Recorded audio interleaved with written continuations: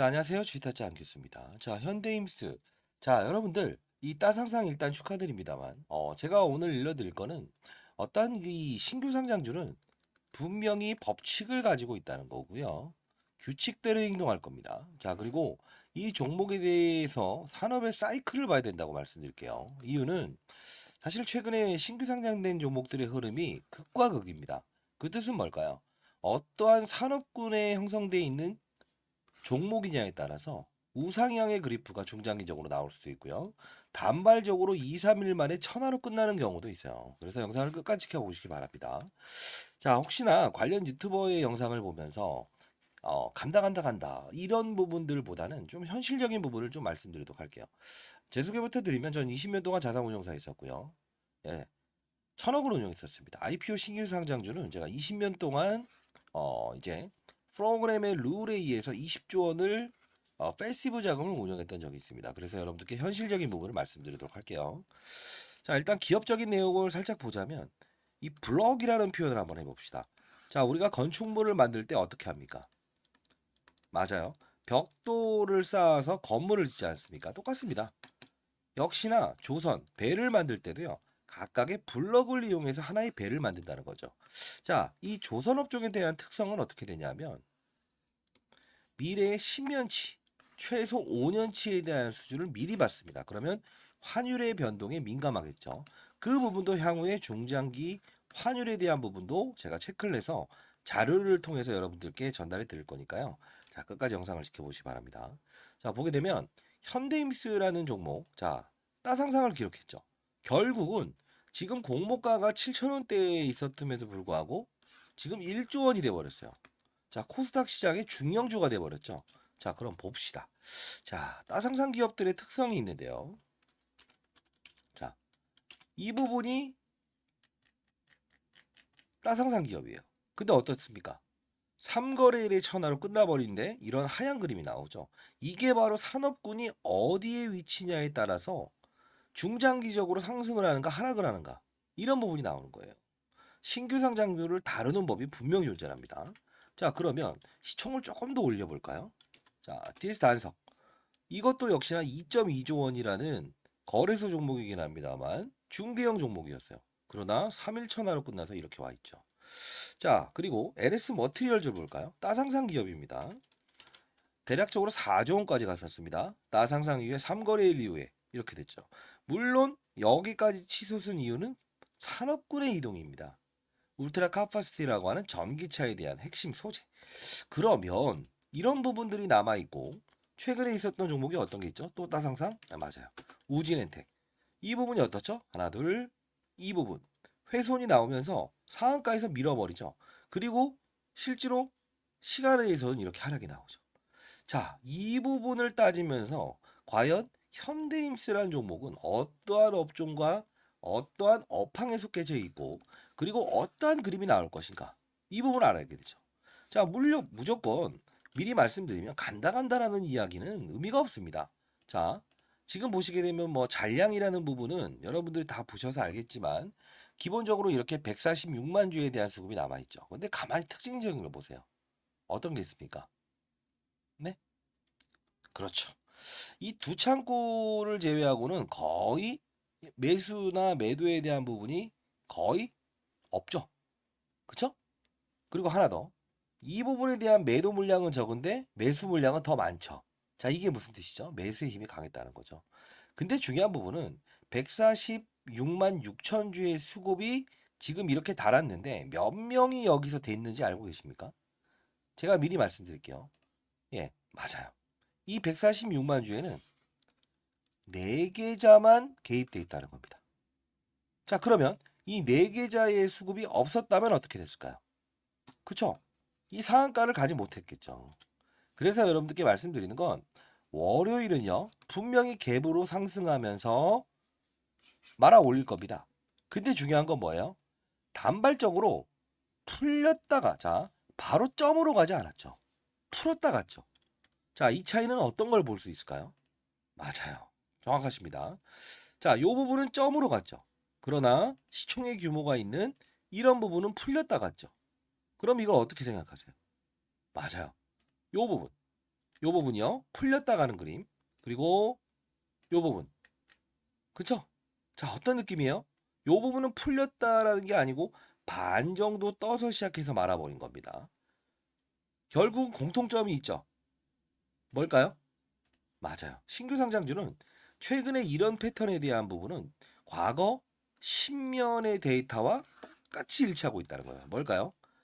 업종이 시장에서 원하는 산업군, 뭐 반도체 산업군, 바이오 산업군, 뭐 2차 산업군, 이건 조선이죠. 조선 사이클. 조선 산업군이죠.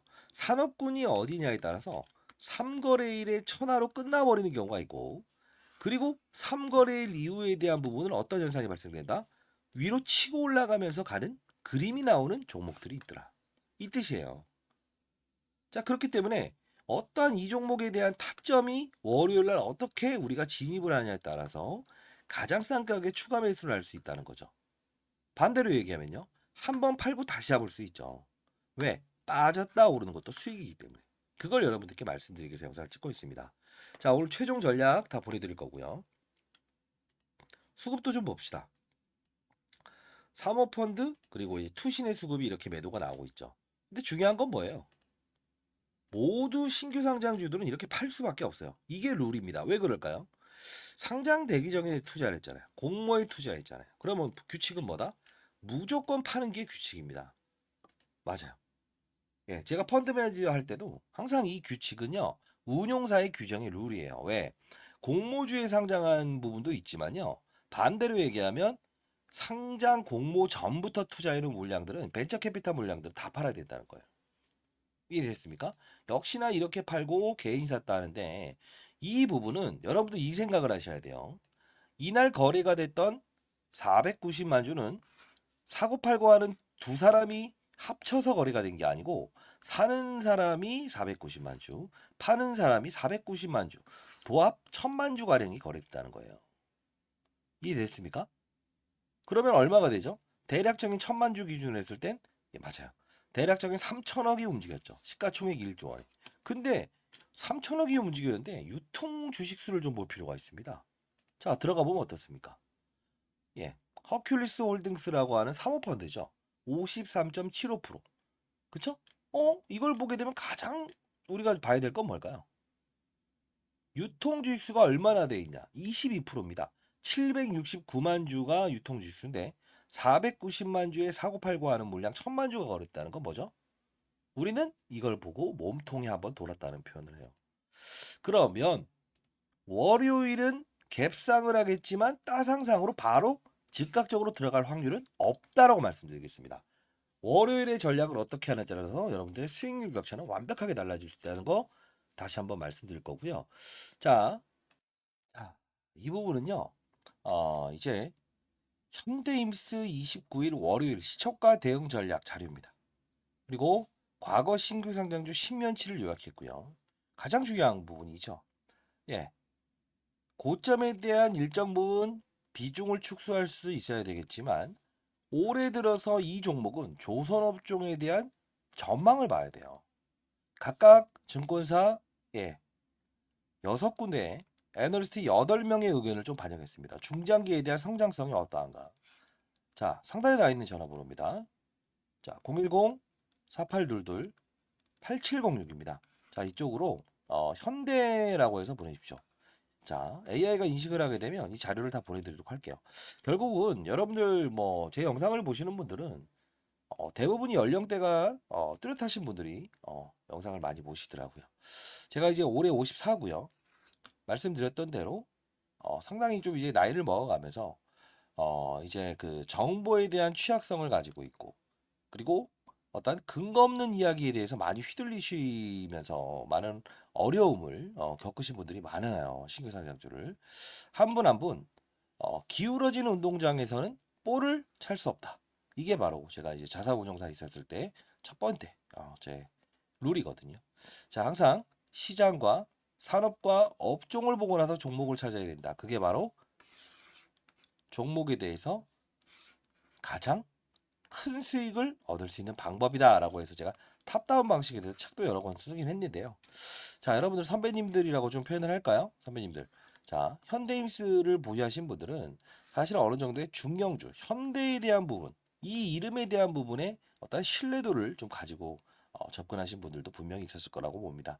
자, 잘 되실 수 있습니다. 자, 다만 그 막연하게 이 신규 상장주의 룰을 인식하지 못하고 이렇게 올라갈 수 있는 종목과 그리고 이렇게 풀려버릴 수 있는 종목 그리고 중장기적인 부분은 뭐 달라질 수는 있겠지만 이런 하락분에 대해서 이런 주가 하락을 경험하지 않으셨으면 좋겠어요. 자, 결국은 우리는 항상 가장 중요한 부분은 종목을 다루는 거는 일차적인 부분이고요. 다만 우리는 3, 4거래일 동안에 대한 이 부분은 반드시 집중을 해야 됩니다. 왜요? 시세가 가장 변동성을 키울 때니까요. 자, 여러분들께 그래도 제가 이 상장 되기 전부터 영상을 찍었기 때문에 여러분들께 말씀드릴 수 있는 건 지금 자료집에 대한 부분도 관련 애널리스트 후배들의 의견을 충분히 반영을 했고요. 그리고 10년 전부터 있었던 신규 상장주에 대한 조선 사이클이 좀 있었잖아요. 다 아실 겁니다. 2011년도에 조선은 가장 화려했습니다. 근데 최근 들어서 좀 환율 변동이 좀 있고 있죠. 제롬 파월이 금리 인상에 대한 기조를 계속 이어가면서 이 환율이 올라가면서 이 조선 쪽에 대한 부분은 과연 어떠한 메리트가 생기고 어떠한 타격을 입을 수 있는가 이런 부분들도 다 정리해놨으니까요. 여러분들은 반드시 한 5분 정도의 시간을 내서라도 반드시 이 부분을 읽어보시기 바랍니다. 자, 월요일은 분명히 여러분들 이 전략대로 가시기 바랍니다. 자, 그리고 가장 중요한 건 보호해수 물량이 좀 남아져 있는데 그 부분도 여러분들은 15일과 30일에 대한 보호해수 물량이 남아 있어요. 그 부분도 반드시 참고하셔서 그때 그 보호해수 물량에 나오는 부분도 피해 가시기 바랍니다. 그리고 선배님들께 뭐 어떤 특징적인 부분을 좀 말씀드리면 제가 문자를 통해서라도 월요일에는 한 이 가격 정도에는 좀 대응을 한번 해서 가십시오라고 해서 한번 문자를 통해서 보내도록 할게요. 자, 여러분들 사랑합니다. 많은 연락 기다려 보도록 하겠습니다. 현대라고 해서 문자 보내시게 되면 여러분들께 자동으로 AI가 이렇게 보낼 수 있도록 할게요. 그래도 1월에 언제 한번 시간 내서 1월 다 지났네요. 2월에 한번 시간 내서 우리가 이제 연휴 끝나고 한번 이제 같이 뵙는 그런 시간을 좀 한번 가져보시죠. 자, 감사합니다. 쥐타짱 교수입니다. 토요일 날 오후 잘 보내십시오. 감사합니다.